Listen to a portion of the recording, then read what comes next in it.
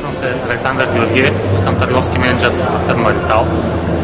Тази година на изложението Булконтрола Ритал ЕООД представя новия шкаф на фирмата от серията ES8. Интересното при него е, че той е изцяло завалена конструкция. Ние имаме завалени страници, завален покрив и гръб, който позволява монтиране от самата конструкция. Той се базира на сега познатата TS8 рамка, която е интегрирана вътре в шкафа и представя, която позволява почти неограничени възможности за монтаж на каквото и да било активно оборудване. Като предимството на този шкаф е, че се намалява времето за неговото изглобяване, тъй като той идва в завършен вид и предлага едно ценово предимство, което е винаги добре дошло. Предлагат се в 16 стандартни размера, изпълнени от прахово боядисана листова ламарина или от нераждаема стомана.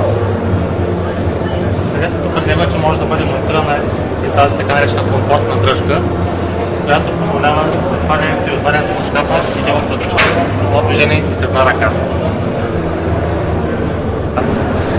Следващия нов продукт, който искам да ви покажа, това са вентилаторите от ново поколение, които предлага Ритал тази година на пазара. При тях има няколко съществени подобрения спрямо предишните решения, които предлагаше фирмата, като е обърнато особено внимание на простотата на тяхното обслужване, а именно само с едно движение позволява отваряне на предната решетка и обслужването на вентилатора чрез подмяна на филтъра. Това е едно решение, което значително облегчава обслужването на вентилатора. Друго интересно при него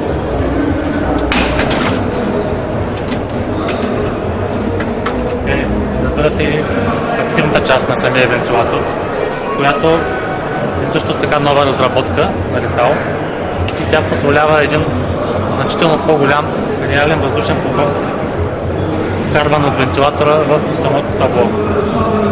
Основно нейно предимство е и простата смяна на посоките на въртене на въздуха, чрез завъртане обратно на часовниковата стрелка, почистване на тялото и отново монтаж с едно щракване, което отнема няколко секунди и дава една сериозна възможност и простота за опериране с новата серия вентилатори. Хубавото при тази гама е, че въпреки така сериозните подобрения, въведени в работата на този вентилатор, цената се запазва на нивата от предишните решения.